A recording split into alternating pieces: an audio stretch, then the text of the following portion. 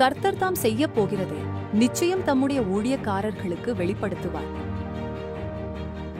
இந்த 2025ஆம் ஆண்டு புத்தாண்டு ஆராதனையில் போதகர் ஜெஃபர்சன் மூலம் தேவன் வெளிப்படுத்தின தேசங்களை குறித்த தீர்க்க தரிசனம் இப்பொழுது நிறைவேறிக் கொண்டிருக்கிறது. தற்போது நடந்து கொண்டிருக்கும் இந்தியா பாகிஸ்தான் போர் சூழ்நிலை பற்றி உரைத்த தீர்க்க தரிசனம் மற்றும் தொலைக்காட்சி செய்தி மூலம் அரங்கேறிய காட்சிகளை பார்க்கலாம்.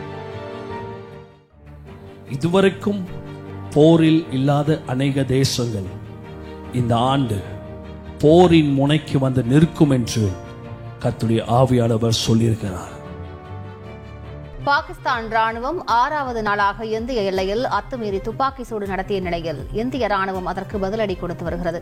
நேற்று காலை வரை இந்திய எல்லை கட்டுப்பாட்டு எல்லையில் போர் நிறுத்த ஒப்பந்தத்தை மீறி பாகிஸ்தான் துப்பாக்கி சூடு நடத்தி வந்த நிலையில் தற்போது சர்வதேச எல்லையை ஒட்டி துப்பாக்கி சூடு நடந்துள்ளதாக தகவல் வெளியாகியுள்ளது.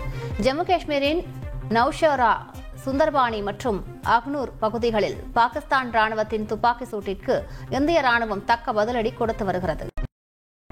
பாகிஸ்தான் தேசத்தில் வரப்போகிற நிலநடுக்கத்தை பற்றி உரைத்த தீர்க்க தரிசனம் மற்றும் தொலைக்காட்சி செய்தி மூலம் அரங்கேறிய காட்சிகளை பார்க்கலாம்.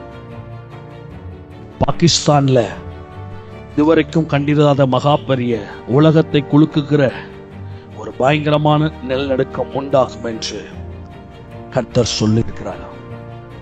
பாகிஸ்தானின் பல்வேறு இடங்களில் நேற்று இரவு திடீரென நிலநடுக்கம் ஏற்பட்டது. இந்திய நேரப்படி இரவு 9:58 மணியளவில் ஏற்பட்ட இந்த நிலநடுக்கம் ரிக்டர் அளவுகோலில் 4.4 பதிவானது. திடீரென ஏற்பட்ட இந்த நிலநடுக்கத்தால் மக்கள் அச்சமடைந்து வீதிகளில் தஞ்சமடைந்ததாக கூறப்படுகிறது. பாகிஸ்தானில் மீண்டும் நிலநடுக்கம் ஏற்பட்டுள்ளது. ரிக்டர் அளவுகோலில் 4.2 பதிவாகி இருக்கிறது. இன்று மாலை 4 மணி அளவில் நிலநடுக்கம் ஏற்பட்டதாக நில அதிர்வு ஆய்வு மையம் ஏற்கனவே தகவல் தெரிவித்திருந்த நிலையில் தற்போது மீண்டும் அந்த பகுதியில் நிலநடுக்கம் ஏற்பட்டிருக்கிறது. ரிக்டர் அளவுகோலில் 4.2 பதிவாகியுள்ளது. போர் பதற்றத்துக்கு மத்தியில் பாகிஸ்தானில் திடீரென மிதமான நிலநடுக்கம் ஏற்பட்டது. பாகிஸ்தானில் அதிகாலையில் 1.44 மணியளவில் நிலநடுக்கம் ஏற்பட்டது. இது ரிக்டர் அளவுகோலில் 4.0 பதிவானதாக தேசிய நில அதிர்வு மையம் தெரிவித்துள்ளது. நாம் தொடர்ந்து தேசங்களின் பாதுகாப்பிற்காகவும் நமது தாய்நாட்டின் சமாதானத்திற்காகவும் ஊக்கமாக ஜெபிப்போம். உங்களுக்காக நாங்கள் எப்பொழுதும் இறைவன் இயேசுவிடம் பிரார்த்தனை செய்கிறோம். கர்த்தர் தாமே உங்களை ஆசீர்வதிப்பாராக.